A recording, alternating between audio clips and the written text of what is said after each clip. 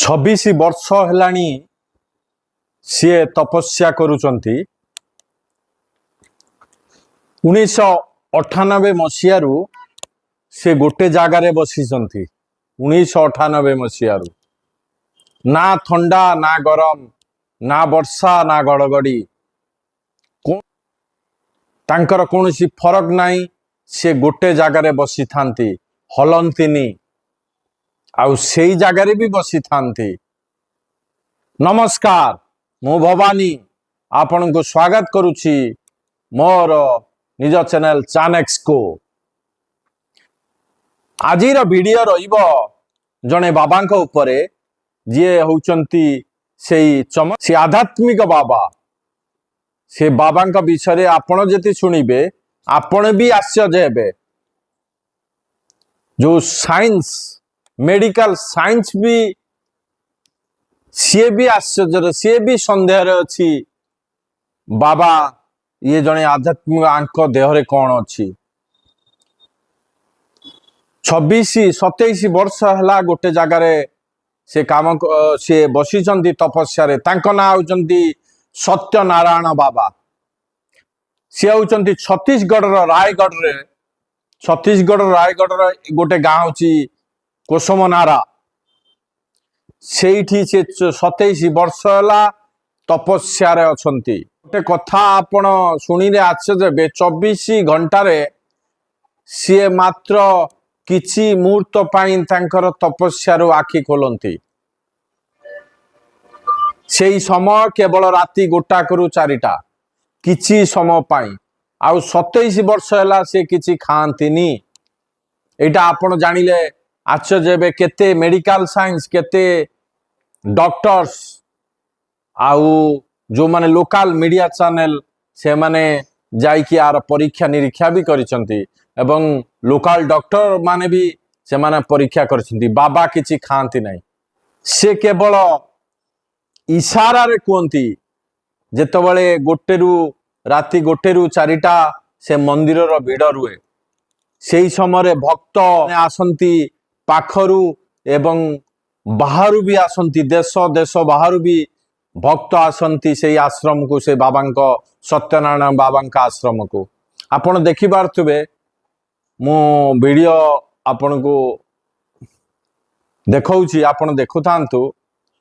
से बाबा एति जने आध्यात्मिक बाबा, सी होउचंती शिवंकर जने बड़ भक्त। सी तांकर कहानी शुणिले आपण आश्चर्य हेबे। बाबा केतबळे खांती, केतबळे सुअंती, ये जिनिस काहाकू भी जणा नाही।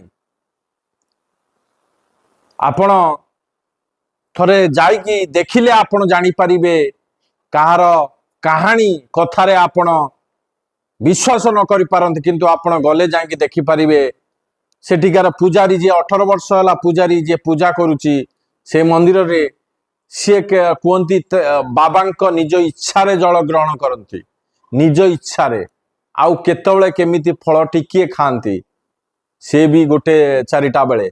आउ एमिति जगार से बसंती जोटी खोला जगह, ता उपरे किछि नाही। वर्षा पड़ू, खरा हो, घड़घड़ी हो, सेठी से बसी हलु नथिबे।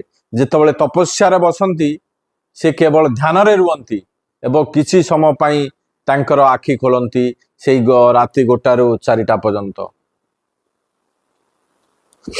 बाबा जने जेतबळे छोट छुआ थिले, से जन्म होइथिले से रायगढ़ छत्तीसगढ़ रायगढ़ येर डुमुरीपाली गोटे गाँ। से गाँव तांको बापा ना दयानिधि साहू एवं हसमती साहू, ये 2 जनकर सी पुत्र थिले। सी छोट छुआ बेलू सी आध्यात्मिक रास्ता रे जाउथुले एवं से स्कूल को केबे जानतीनी। से स्कूल बहाना रे जाई मंदिर रे केतबळे तपस्या करंती, तो केतबळे गछ मूले तपस्या करंती, आउ केतबळे पत्थरटे रखिकी शिवं को पूजा करंती।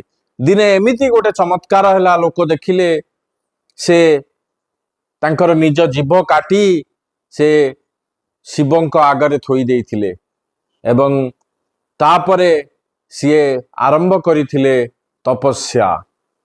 आज की 27 वर्ष हेलाणी से जगार कोसमनारा गाँव से गाँव से तपस्या करुचंती। से केबे लोकों को कथा कहि पारंतनी इशारा रे कहती किछि समय पाई। एवं भक्त लोक जो माने आसंती से माने दर्शन करती राति 1टारू 4टा पर्यंत से किसी समय पाई आखि खोलती आउ सी तांकर निज इच्छा रे से पानी ग्रहण करती और किछि फल खाती।